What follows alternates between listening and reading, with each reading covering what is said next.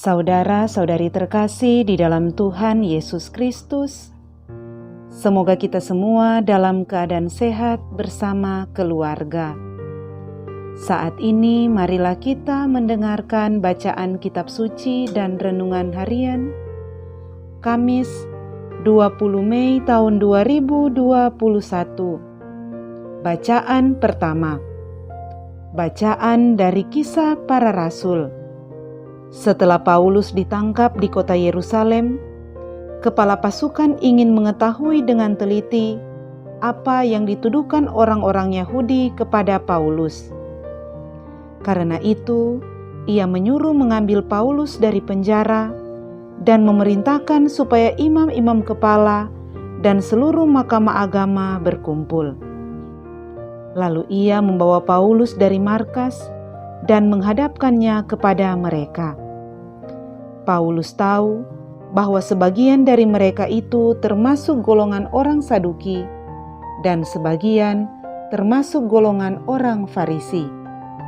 Oleh karena itu, ia berseru dalam mahkamah agama itu, katanya, "Hai saudara-saudaraku, aku adalah orang Farisi, keturunan orang Farisi.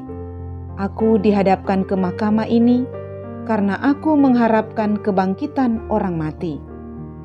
Ketika Paulus berkata demikian, timbullah perpecahan antara orang-orang Farisi dan orang-orang Saduki, dan terbagi-bagilah orang banyak itu. Sebab orang-orang Saduki mengatakan bahwa tidak ada kebangkitan dan tidak ada malaikat atau roh, tetapi orang-orang Farisi mengakui kedua-duanya. Maka terjadilah keributan besar. Beberapa ahli Taurat dari golongan Farisi tampil ke depan dan membantah dengan keras, katanya, "Kami sama sekali tidak menemukan sesuatu yang salah pada orang ini. Barangkali ada roh atau malaikat yang telah berbicara kepadanya." Maka terjadilah perpecahan besar, sehingga kepala pasukan takut kalau-kalau mereka akan mengoyak-ngoyak Paulus. Karena itu ia memerintahkan pasukan supaya turun ke bawah dan mengambil Paulus dari tengah-tengah mereka, lalu membawanya ke markas. Pada malam berikutnya Tuhan datang berdiri di sisi Paulus dan berkata kepadanya, "Kuatkanlah hatimu, sebab sebagaimana engkau dengan berani telah bersaksi tentang aku di Yerusalem, demikian jugalah hendaknya engkau pergi bersaksi di Roma." Demikianlah sabda Tuhan. Syukur kepada Allah. Bacaan Injil. Inilah Injil Yesus Kristus menurut Yohanes. Dimuliakanlah Tuhan. Dalam perjamuan malam terakhir, Yesus menengadah ke langit dan berdoa bagi para pengikutnya. "Bapa yang kudus, bukan untuk mereka ini saja aku berdoa, tetapi juga untuk orang-orang yang percaya kepadaku oleh pemberitaan mereka, supaya mereka semua menjadi satu, sama seperti Engkau ya Bapa ada di dalam aku, dan aku di dalam Engkau, agar mereka juga di dalam kita, supaya dunia percaya bahwa Engkaulah yang telah mengutus aku. Aku telah memberikan kepada mereka kemuliaan yang Engkau berikan kepadaku, supaya mereka menjadi satu, sama seperti kita adalah satu. Aku di dalam mereka dan Engkau di dalam aku, supaya mereka sempurna menjadi satu, agar dunia tahu bahwa Engkau yang telah mengutus aku, dan bahwa Engkau mengasihi mereka, sama seperti Engkau mengasihi aku. Ya Bapa, aku mau supaya dimanapun aku berada, mereka juga berada bersama-sama dengan aku, yakni mereka yang telah Engkau berikan kepadaku, agar mereka memandang kemuliaanku yang telah Engkau berikan kepadaku, sebab Engkau telah mengasihi aku sebelum dunia dijadikan.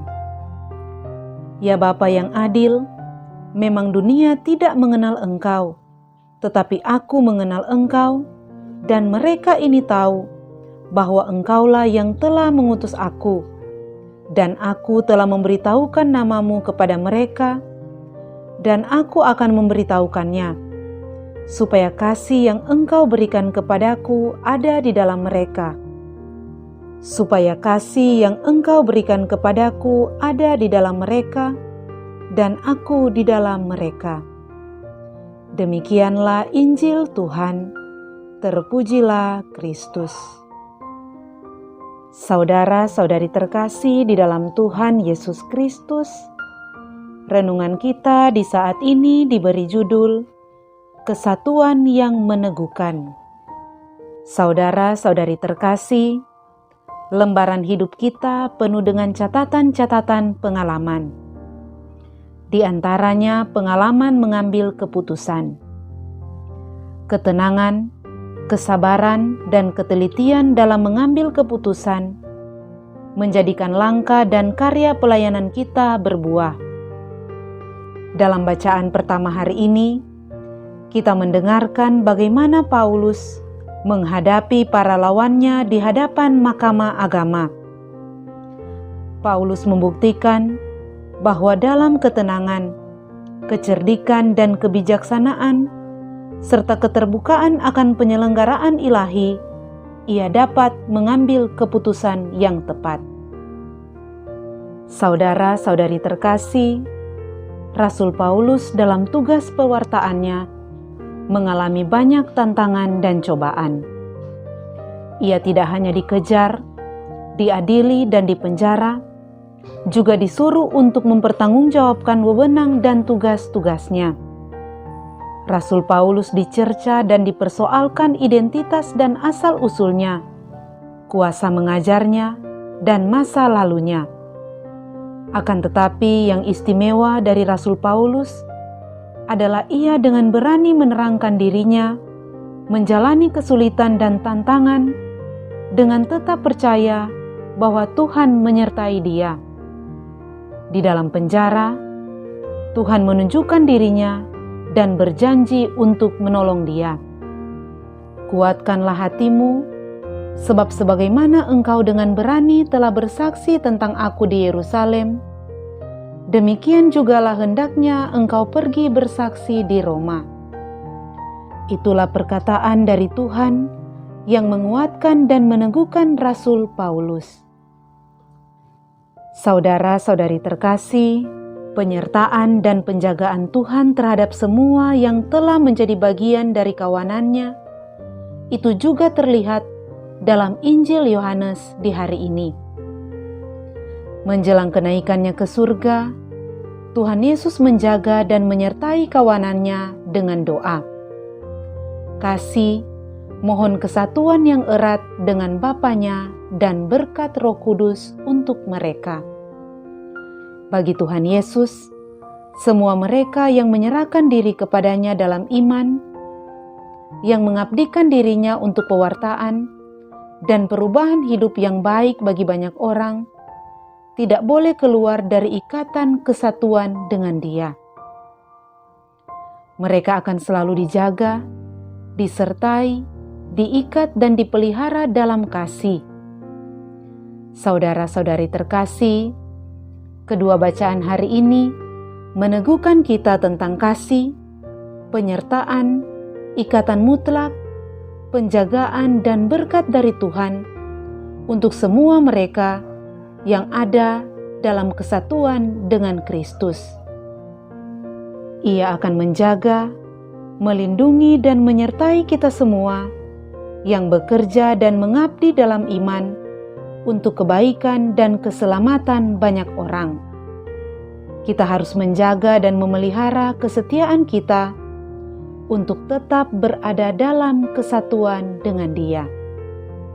Saudara-saudari terkasih, jika kita selalu dalam persekutuan dan kesatuan dengan Dia, Sang Pemilik kehidupan, kita akan dimampukan dan diteguhkan untuk belajar tabah menghadapi berbagai macam persoalan hidup kita.